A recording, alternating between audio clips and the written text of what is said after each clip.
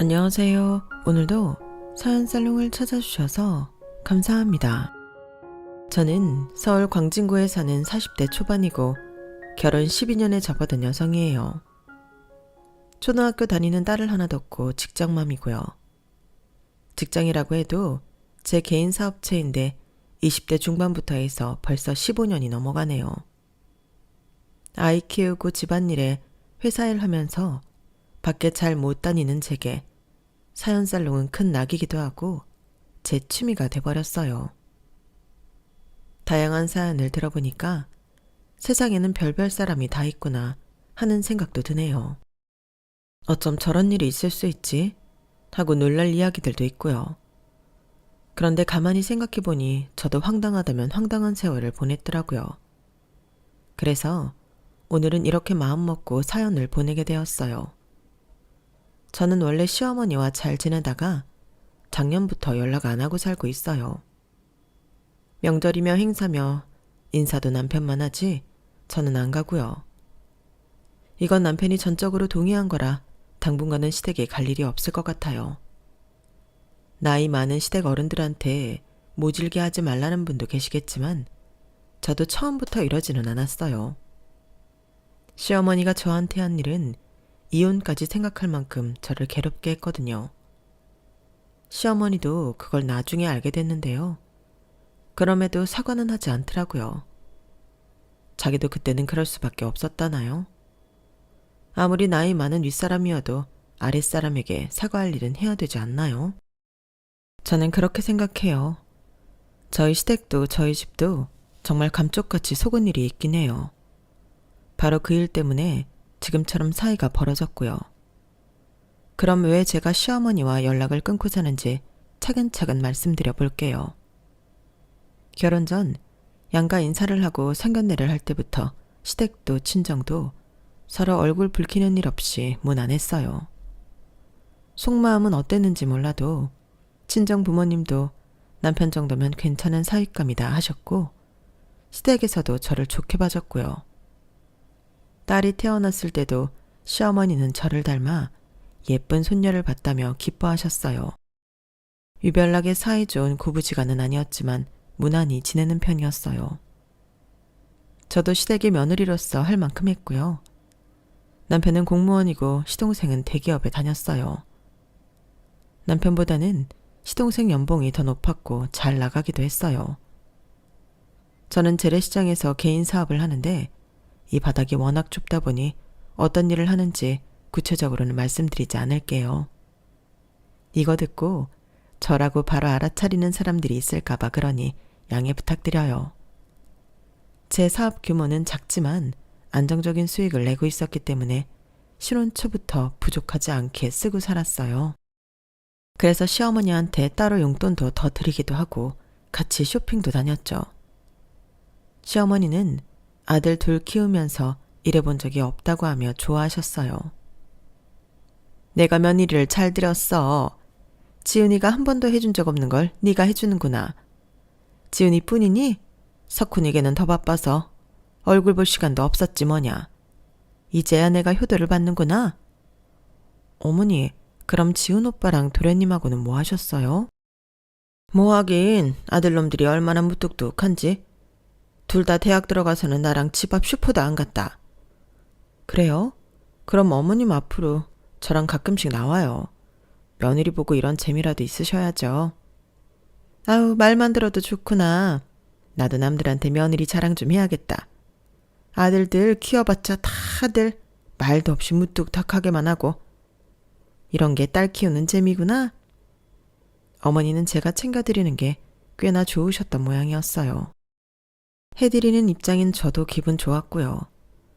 시어머니가 저를 좋아했던 이유는 또 있는데요. 바로 제가 재산을 좀 불렸거든요.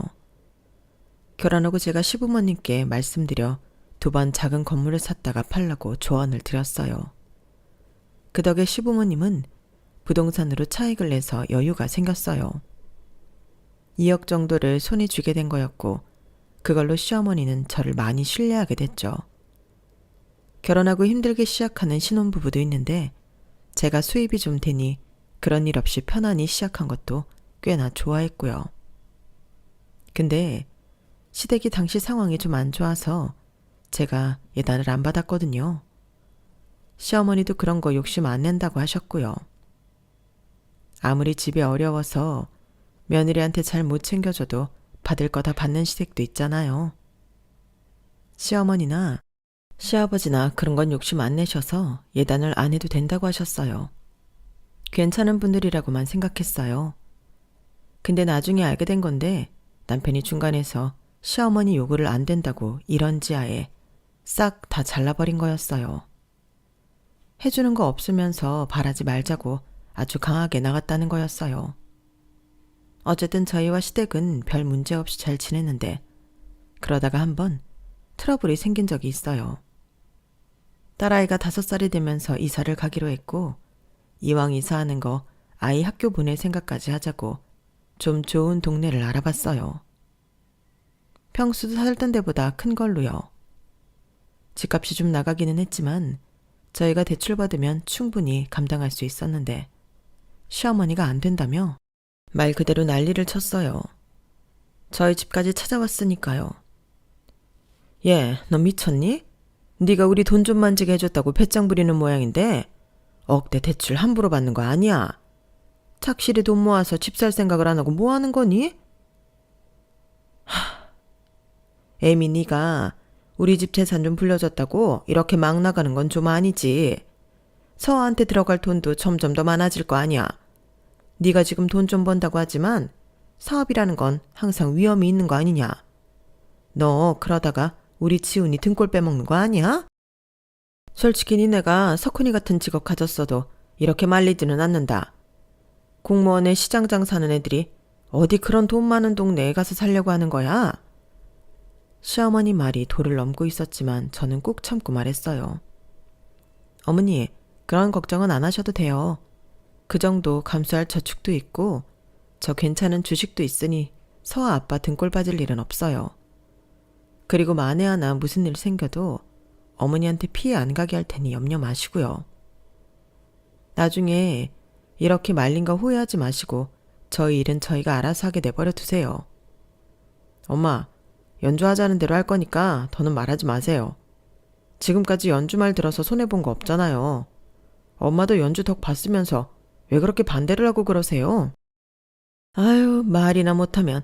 그래, 니들 빚더미에 올라앉든 말든 나는 상관 안 할 테니 마음대로 해. 난 분명히 말렸다는 거 잊지 말아라. 근데 저희가 이사하고 그 아파트 값이 쭉 오른 데다가 제 사업도 전보다 더 잘 되니까 시어머니가 한 말이 좀 어이없었어요. 자기 아들이 결정을 잘했다는 거예요. 어쨌든 저는 기회를 놓치지 않으려 그 아파트를 팔고 좀 더 괜찮은 동네에 지은 지 5년 이내 아파트로 이사를 갔어요. 그러면서 처음 대출받은 거 갚았고요. 시어머니는 그걸 보더니 자기한테도 정보 좀 달라고 해서 제가 시댁이 이사 갈 만한 데를 알려줬어요. 시댁이 이사를 하고 난 후 또 값이 오르니 시어머니도 아주 싱글벙글 하더라고요. 남편은 시어머니한테 이제 제가 하는 거에 태클 걸지 말라며 한 소리 하더라고요. 그리고 저한테도 고맙다는 거였어요. 솔직히 엄마가 석훈이랑 나 은근히 비교하고 자존심 상하게 할 때 많았거든. 근데 연주 니 덕에 내가 그거 다 극복한다. 고맙다 내 마누라. 시어머니도 제 덕분에 돈재미를 본 게 한두 번이 아니니 저에게 돈 문제만큼은 아무 말도 안 하게 됐어요. 저는 시댁의 용돈도 전보다 더 드리면서 우리만 잘 살자고 하는 거 아니라는 걸 보여줬죠. 그리고 저는 신혼 초부터 시댁 제사 지내는 거 아무 말 없이 잘 따랐거든요. 친정도 제사를 지내니 그저 당연하다 여긴 게 있어요. 시아버지는 제가 요즘 젊은 사람 같지 않게 제사일도 척척 알아서 잘한다며 엄청 좋아하셨어요. 시동생보다 제가 더 자기네 집안 사람 같다나요? 그도 그럴 게 시동생은 자기 편한 대로 하는 사람이어서요. 어릴 때부터 공부 잘하고 인물 훤하다고 시어머니가 칭찬을 아주 입에 붙이고 살았는데 그래서인지 자기만 아는 이기주의자로 자란 것 같아요. 막말로 못돼 처먹었어요. 남편하고 저한테 장남 집안이 부모 더 챙기는 법이라며 자기 귀찮게 하지 말라고 대놓고 말하고요. 대기업 다니며 월급도 많이 받고 머리는 좋아서 일 잘해서 인센티브도 꽤 받는다던데 우리 딸 인형 한번 사본 적이 없는 사람이에요. 그리고 눈이 엄청 높아서 웬만한 여자들은 눈에 차지도 않았고요. 시어머니가 우리 잘난 아들 결혼 못하면 어쩌냐며 혼자 한탄을 한 적이 한두 번이 아니었어요. 그래서 애가 달아 여기저기 선자리도 알아왔지만 시동생은 단 한 번도 그 여자들 마음에 든다고 한 적이 없네요. 그렇게 시부모님 애만 태우더니 갑자기 결혼을 한다고 하는 거였어요. 너무 놀란 시어머니가 시동생을 앉혀놓고 말했네요. 여자? 너 연애했어? 언제부터? 얼마 안 됐어. 걱정하지 마. 내가 어디 아무나 데려오겠어? 엄마 둘째 며느리 의사야, 의사. 어머, 세상에 의사? 어디 병원 의사인데? 개인 병원 하냐? 아님 대학병원에 있어? 강남 대형병원에 있어. 얼마 전 선배들한테 스카우트 됐다고 하더라고. 남편도 궁금한 게 많은지 이것저것 물어봤어요. 근데 의사들은 같은 의사들끼리 많이 만나던데 어떻게 너랑 만난 거야? 아, 나랑 같은 골프클럽 다니더라고. 의사들도 꽤 오던데? 뭐 이런 식으로 끼리끼리 만나는 거지. 근데 의사면 결혼할 때 돈 많이 들어가는 거 아니야? 의사 신랑 만난다고 돈 몇 억은 우습게 쓴다던데? 여자라고 다르겠어? 혜정이 엄마랑 둘이 살고 집안도 우리랑 크게 다르지 않아. 장모님하고는 벌써 식사 마쳤고 우리더러 알아서 하시라던데? 이 정도면 진짜 괜찮은 집 아니야? 의사 딸 가지고 장사하려면 할 수도 있잖아. 저나 남편은 좀 미심쩍긴 했지만 시동생이 하도 자신있게 말하니 그런가 보다 했어요. 시어머니는 아주 신이 났죠. 집안에 의사가 들어온다고요. 그렇게 일사천리로 2달 만에 뚝딱 결혼을 하고 시동생은 시댁과 버스로 2정거장인 곳에 신혼집을 얻어 살게 됐어요. 시동생은 자기네 처가에 별거 안 해줬다 했는데 알고 보니 자기 장모랑 동서한테 똑같은 고급 명품 가방을 사줬더라고요. 동서가 받은 예물들은 이름만 들으면 다 아는 엄청 값비싼 것들이었고요. 근데 나중에 알게 된 사실인데 거기에 시어머니가 꽤 돈을 보탰다는 거였어요. 저 결혼할 때는 단촐하게 하자며 별다른 거 챙겨주지 않았는데 말이에요. 물론 저희도 그만큼 해드린 건 없지만 아무것도 안 해주기는 동선의 친정도 마찬가지였어요. 그래도 저 아무 말 안 했어요. 그런 거 갖고 일일이 따지는 게 좀 유치하게 느껴졌거든요. 근데 남편이 한 번은 시댁에서 밥을 먹고 온 후에 고개를 갸웃하더라고요. 의사들이 원래 저런가? 말하는데 공부한 티가 안 나는 것 같아. 그리고 나 저번에 우연히 석훈이가 자기 장모랑 재수씨랑 있는 거 봤는데 어째 딸하고 엄마 사이가 연주 너랑 장모님 같지 않아. 어색해. 뭐 모녀지간이라고 해도 집집마다 다르고 의사라고 다 공부 잘한 티 나는 거 아니겠지. 엄마랑 사이가 별로 안 좋나? 결혼할 때도 그냥 알아서 하라고 했다며. 보통은 엄마들이 내 딸 잘 부탁한다는 말은 할 텐데 그런 거 같지도 않고 사이가 안 좋나 봐. 어쨌든 저는 동서하고도 잘 지낼 생각이었어요. 기싸움 같은 거 사회생활에서나 하면 되지 집안까지 끌고 들어오고 싶지도 않았고요. 근데 제가 재래시장에서 일한다고 무시하는 동서에 시어머니가 은근히 동조하기 시작하는 거였어요. 시어머니는 동서를 거의 공주처럼 대하면서 저한테 함부로 하기 시작했어요. 그러다 보니 그간의 정이 무색하게 마음이 상했고 점점 시어머니가 싫어지더라고요. 제 덕에 돈 벌었다고 좋아하더니 의사 며느리 들어왔다며 저를 진짜 도우미 취급하는 거였어요. 그리고 자기 돈 써가며 명품 치장해줘 놓고 받은 것도 없는데 의사인데 결혼해준 것만으로도 충분하다나요? 얘 둘째야, 너는 아무것도 안 해온 것 같고 눈치 볼 거 전혀 없다. 네가 예단이고 보석이야. 이건 거의 로또지 뭐. 석훈이가 잘났으니 너 같은 며느리도 본 거지만 아무튼 아주 친구들이 나 부러워 죽는다고. 내가 요새 그 맛에 산다. 시어머니는 그렇게 좋은 티를 대놓고 내더니 명절이나 제사 때도 동서는 부엌 가까이도 못 오게 했어요. 동서는 그걸 아주 잘 이용해 먹는 사람이었고요. 일부러 들어가서 일하는 척을 하는 거예요. 하지도 않다가 시부모님 나오면 앞치마 매거나 싱크대 앞에 서서 접시 들고 있어요. 그러면 시어머니가 거의 뜨다시피 와서 말리는 거죠. 거의 한편의 시트콤이라고나 할까요? 둘째, 너 거기서 뭐하냐? 이리 와서 앉아라. 네가 무슨 집안일을 한다고 해. 여기 집안일 잘하는 사람 있는데 너까지 나설 필요 없다. 너는 그냥 앉아서 나랑 과일이나 먹으면 된다. 서아애미 너 얼른 설거지 마치고 나가서 둘째 좋아하는 레모네이드? 그거 좀 사와라. 응? 얼른 해. 오늘따라 왜 이리 꾸물거려?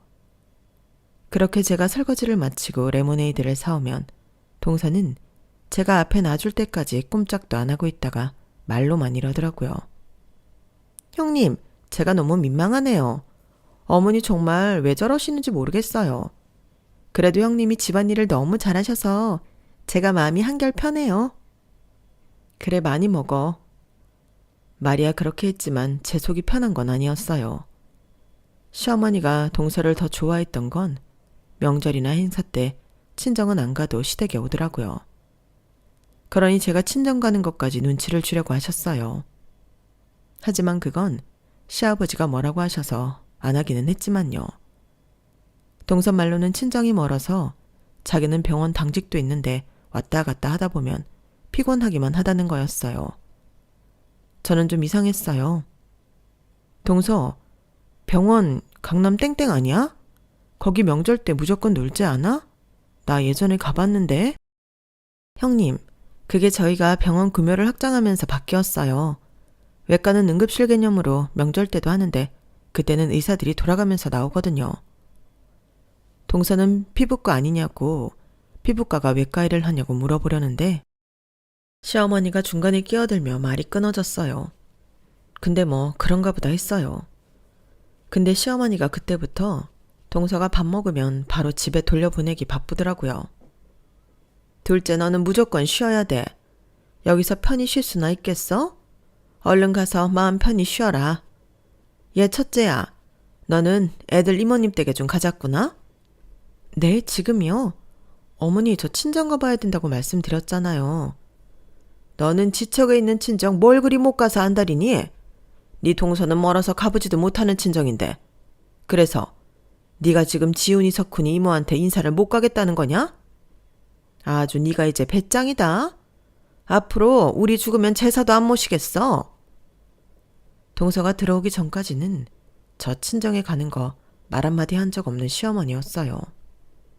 그런데 이렇게나 변하다니 서럽기도 하고 화가 나더라고요.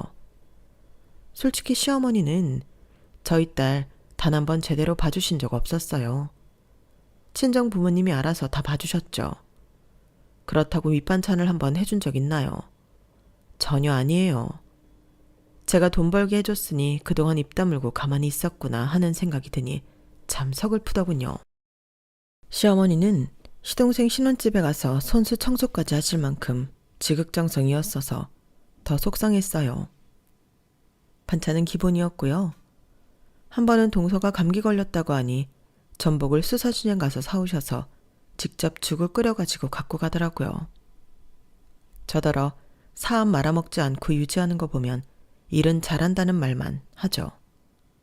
가족 모임이나 식사 때 저희가 부모님 부르면 시어머니는 꼭 시동생과 동서를 부르셔서는 그 집 부부 식사비까지 계산하게 시키셨어요. 그래놓고 시어머니는 동서랑 같이 5성급 호텔로 호캉스 가셔서는 저희 가족한테는 비밀로 했더라고요. 동서가 실수를 해서 제 앞에서 말하다가 알게 된 일이었죠. 그런데도 시어머니는 표정 하나 바뀌지 않더라고요. 시어머니는 동서가 들어온 뒤부터는 완전 동서에게 빠져서 저한테 정말 함부로 대했어요. 어느 순간부터 저는 더 이상 시어머니와 잘 지낼 수 없다고 생각하게 됐고 인간관계가 이렇게 얄팍한 건가 하고 씁쓸했어요. 시어머니는 어쩔 수 없구나 하는 생각도 했고요. 물론 시어머니랑 잘 지내는 며느리들도 있겠지만 저는 그러네요. 의사가 그렇게 대단한 건가 순간순간 우라가 치밀기도 했어요. 시동생은 자기만 아는 성격이라 남한테 뭐 하나 해주는 걸 본 적이 없어서 그건 자기 부모님한테도 마찬가지였어요. 그래서일까요? 시어머니는 동서가 나중에 자기한테 모든 걸 다 해줄 거라 믿는 것 같더라고요. 자기 아들 목까지요. 동서가 용돈도 많이 주긴 하더라고요. 시어머니가 저 들으라는 듯 말한 적이 있거든요. 내가 둘째 덕에 요새 아주 살맛이 제대로 난다. 솔직히 그동안 용돈이라고 친구들하고 같이 밥 사 먹는 것만도 부족해서 덜덜 떨며 돈 썼는데 이제는 뭐 내가 친구들 밥값까지 다 쏜다. 애들이 다들 내가 며느리 들어오고 나서 팔자 폈다고 얼마나 부러워하는데 뒤에서 질투도 하느라 쑥은대기까지 한다지 뭐냐? 어머니, 제 덕에 돈 많이 버셨잖아요. 그리고 아버님 연금 들어오는 것도 있는데 저희가 용돈 적게 준 것처럼 말씀하세요. 그러시면 저 서운해요. 저희 어머니 용돈 적게 드린 거 없어요. 누가 뭐래? 어쨌든 둘째가 많이 주는 건 사실 아니냐? 그런 말도 못하냐? 그러니까 너 너무 동서 부려먹지 말라고 하는 소리야. 안 그래도 요즘 둘째가 힘든지 아이 갖고 싶어도 뜻대로 안 되는 모양이던데. 너는 형님이 돼서 그런 투정이나 하고 있을래? 네가 윗사람이면 윗사람답게 보살필 줄 알아야지. 시어머니는 돈 잘 버는 의사 며느리가 용돈을 많이 주니까 노후를 돈 잘 버는 시동생과 함께 분명히 책임져 줄 거라 믿고 있는 거였어요. 그때부터는 저도 그동안 시댁에 보냈던 선물과 각종 노동을 안 하기로 했어요. 저는 다 해드리려고 나름 노력했는데 왜 기분 나쁠 정도로 동서에게만 신경을 쓰시는 건지요. 남편도 시어머니와 갈등을 많이 빚었어요. 나만 무시하는 걸로 모자라서 서아 엄마한테까지 그래요. 나는 참아도 연주랑 서아 무시당하는 꼴은 못 봐요. 계속 이러면 앞으로 집안일에 신경 안 쓸 테니까 그런 줄 알아요. 네가 지금 나 협박하냐? 그래, 네 마음대로 해. 시어머니와는 그렇게 사이가 나빠졌고 시아버지도 시어머니와 말이 통하지 않는다며 답답해 하셨어요. 근데 저는 어느 순간부터 동서가 좀 이상했어요. 동서랑 말을 하다 보면 희한하게 홀리는 기분이 들더라고요. 이상한 점이 한두 개가 아니었고요. 무슨 말이냐면 시어머니도 시동생도 동서가 일하는 병원에 가본 적이 없다고 했는데요. 시동생은 병원 근처도 가보지 않았더라고요. 어떻게 그럴 수 있나 싶었는데 동서가 일하는데 찾아오는 걸 싫어해서라는 거였어요. 한 번은 시어머니가 간단한 수술을 해야 해서 동서 병원에 가시라고 했더니 동서가 안 된다고 극구 반대하는 거였어요. 어머니, 원래 병원에 의사 가족들은 안 와요. 주변에서 무슨 특별 대우할까봐 다 곤두서서 지켜본다고요. 제가 뭐 해드릴 수도 없고요. 그러니까 마음 편히 다른 병원으로 가세요. 제가 잘 아는 정형외과 예약해 놓을게요. 에이, 그래도 엄마가 혜정이 너 있는 병원에서 수술하면 마음 놓이고 좋지. 골프클럽 의사들은 보면 자기네 가족들 병원 갈 일 있으면 꼭 자기들 병원으로 오라고 하던데 왜? 우리가 덕 보는 게 싫어? 그래, 둘째야. 나도 의사 며느리 덕 좀 보자. 응? 하지만 동서는 너무한다 싶을 만큼 칼같이 거절했어요. 지금은 아닌 것 같아요. 저도 병원 내에 입지가 있잖아요. 어머니, 제가 정말 곤란해요. 다음번에 혹시 다른 일로 병원에 올 일 있으시면 그때는 봐드릴게요. 솔직히 시댁 식구들이 제 직장까지 찾아오는 거 싫어요. 어머니, 저 분명히 말씀드렸어요. 시어머니는 결국 동서한테 밀려서 다른 병원에서 수술을 받았어요. 그런데 시어머니가 병원비를 시동생이 알아서 부담한 데서 웬일인가 했거든요. 아니나 다를까 남편이 와서 열받아 말하더라고요. 진짜 황당해서 말이 안 나온다. 오늘 석훈이한테 엄마 병원비 얘기 꺼냈더니 뭐라 그러는 줄 알아? 글쎄 돈이 없대. 그러니까 우리 덜어내란다. 아니 그게 무슨 소리야? 서방님하고 동서가 내기로 한 거 아니었어? 내 말이. 집도 있고 외제차 끌고 다니는 놈이 돈 없으니까 나보고 내래. 아니 대기업 다니고 의사인데 그게 말이 돼? 그래서 좀 꼬치꼬치 캐물었더니 어디 투자해서 물려있다나? 그것도 재수씨가 돈을 더 끌고 와야 된다고 했대. 뭘 투자했냐고 하니까 그것도 제대로 말 못하고 갖고 있던 거 죄다 쏟아부었대. 참네. 재수씨 말만 믿고 그런다는 게 도대체 이해가 안 되네. 동서는 병원 때문에 바쁘다고 시댁에 와서 제대로 있다 가지도 않는데? 그거 참 이상하네. 투자야 뭐 할 수도 있지. 서방님 돈을 전부 넣고도 더 끌어오라니까 하는 거지. 투자는 그렇게 하는 게 아닐 텐데. 서엄마 가만히 있어봐. 내가 좀 알아봐야겠어. 아휴 석훈이 저게 똑똑한 줄 알았더니 그게 아니었나? 진짜 어떻게 살고 있는 건지 모르겠네. 남편이 걱정하는 말을 들으니까 저도 걱정이 되더군요. 제가 그때 일이 바빠서 정신이 없을 때라 남편이 열심히 알아보고 다녔어요. 그러더니 며칠 지나지 않아서 아주 사색이 되어 집에 오더라고요. 서아빠, 얼굴이 왜 그래? 무슨 일 있어? 당신 내가 오늘 뭘 알아낸 줄 알아? 참나 기가 막혀서 말도 안 나온다 진짜. 와, 석훈이 그 자식 진짜 머리 좋은 거 맞아? 뭔데 그래? 뜸 들이지 말고 이야기 좀 해봐. 재수씨 말이야, 의사가 아니야. 내가 흥신소 사람하고 같이 알아봤는데 강남 땡땡병원에는 김혜정이라는 의사가 없어. 김혜윤은 있더라. 근데 전혀 다른 사람이고 재수씨 알지도 못해. 심지어 간호수 중에도 김혜정이 없어. 그럼 동서 뭐야? 의사가 아니면 도대체 뭐 하는 사람인데? 확실한 거야? 정말 충격이었어요. 동서는 의사도 아니었고 그 병원에서도 근무한 적도 없었어요. 한마디로 의사라고 사칭하고 시동생에게 접근해서 결혼까지 한 거였어요. 더 기막힌 건 의사 딸 아깝다며 상견례 자리에 나오고 결혼식에서 혼주 자리에 앉아있던 엄마도 가짜고 결혼식장에 왔던 하객들도 다 가짜였다는 거였어요. 이건 흥신소에서 더 알아본다고 했어.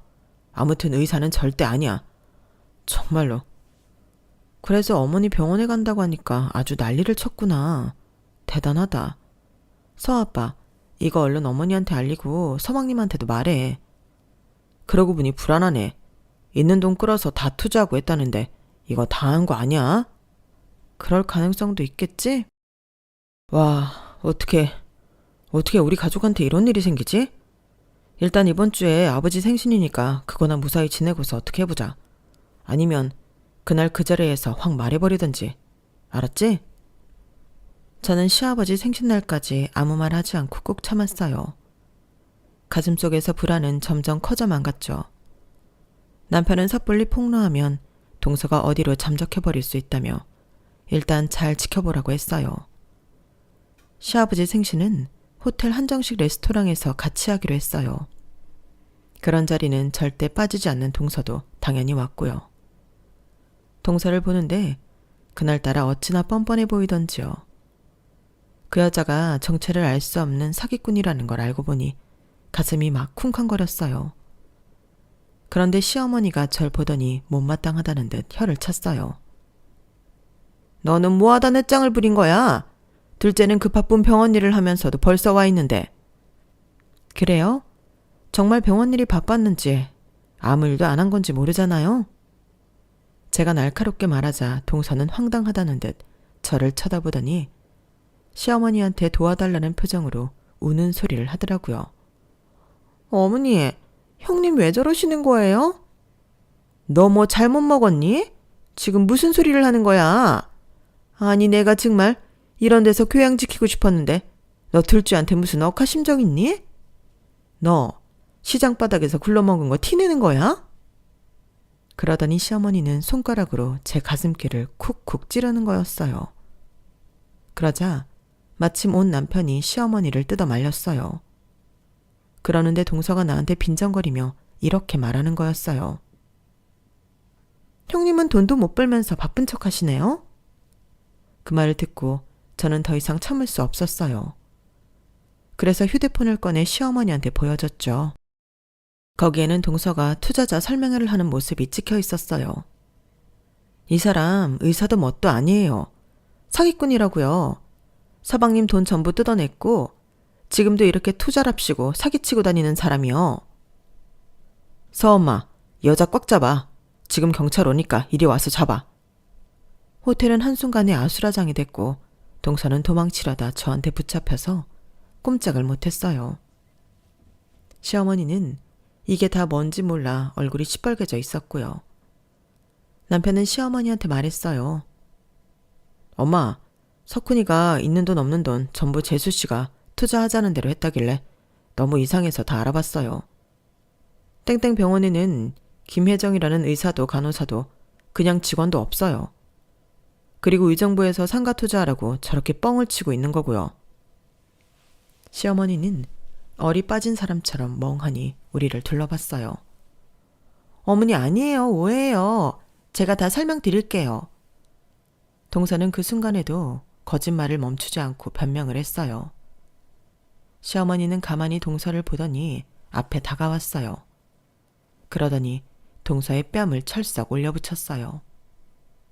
정말 소리가 어마어마하게 컸죠.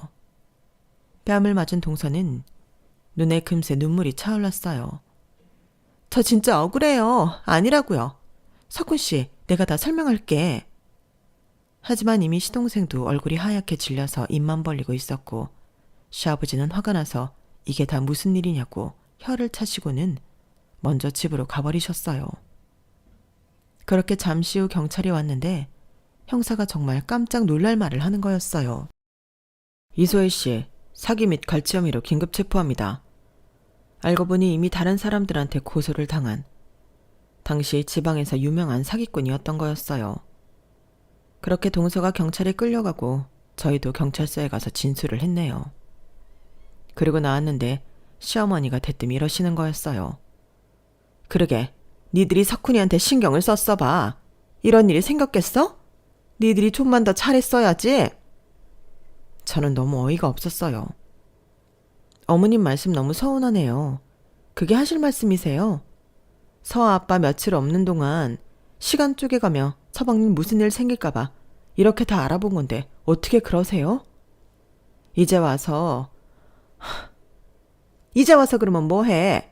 결혼하기 전에 이랬어야지. 됐어서 엄마. 더는 엄마랑 말할 거 없어. 엄마가 언제 우리 말 듣기나 했어요? 의사 며느리 본다고 들떠서 우리 식구들 무시나 하고.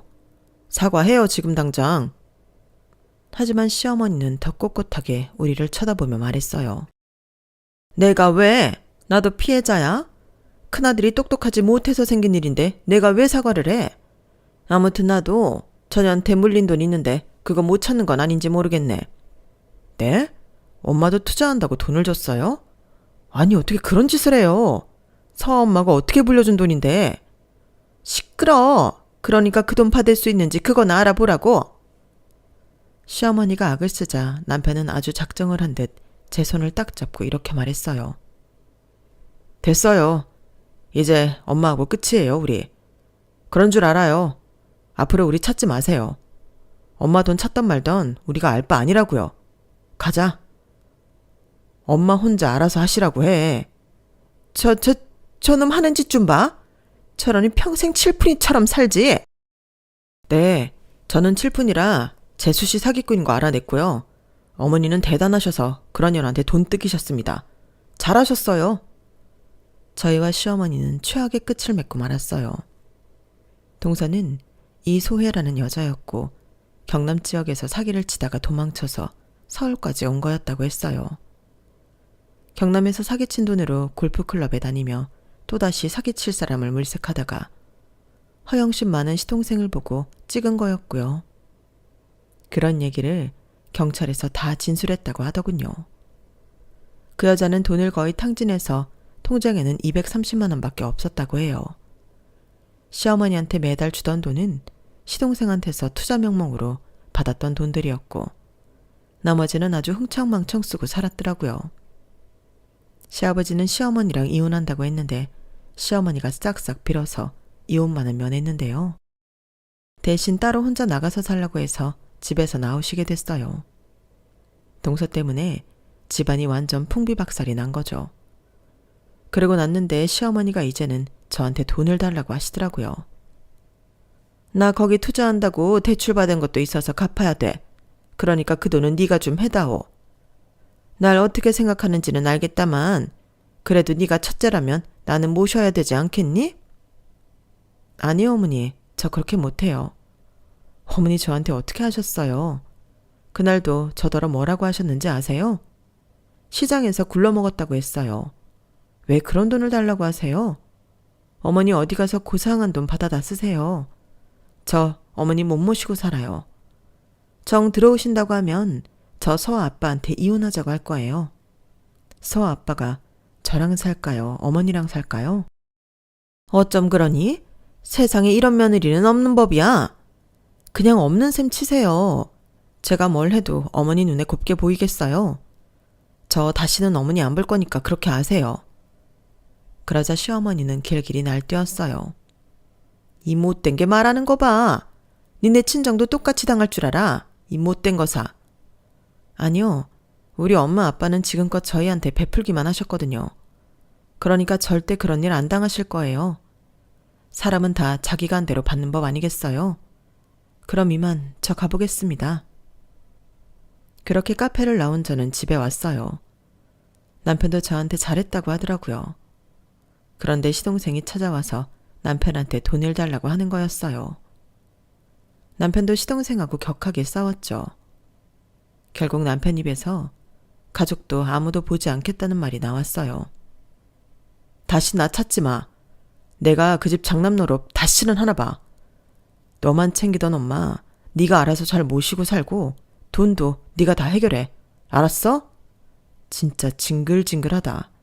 아무리 가족이라지만 이건 아니지. 다시는 보지 말자. 제발 좀. 어? 결국 시동생의 결혼은 동서가 구속되고 이혼하며 끝이 났고 시어머니와 시동생은 엄청난 빚을 지게 되었어요. 시아버지는 절대 갚아주지 않는다고 하시고 둘 다 내쫓았고요. 저희는 시어머니와 시동생과 저령과 마찬가지로 연락을 끊게 되었어요. 그렇게 살다 보니 남편은 지금처럼 편할 때가 없다고 하더라고요. 저희는 매주 일요일에 시아버지를 찾아뵙고 같이 식사도 하고 집안일도 도와드리고 있어요. 시아버지는 저나 남편한테 몹시 미안해 하셨어요. 평생 시어머니한테 잡혀 사셨던 분인데 마지막에 이런 용기를 내신 게 정말 놀라웠죠. 저희가 시아버지는 마지막까지 잘 모시기로 했네요. 저의 사연은 여기까지고요. 다들 제 사연 어떻게 생각하시는지 댓글로 많이 남겨주세요. 그럼 들어주셔서 감사해요. 다들 행복하세요. 여러분, 사연 댓글에 응원과 현명한 조언 부탁드려요. 좋아요와 구독은 저에게 큰 힘이 됩니다. 오늘도 좋은 일 가득하세요.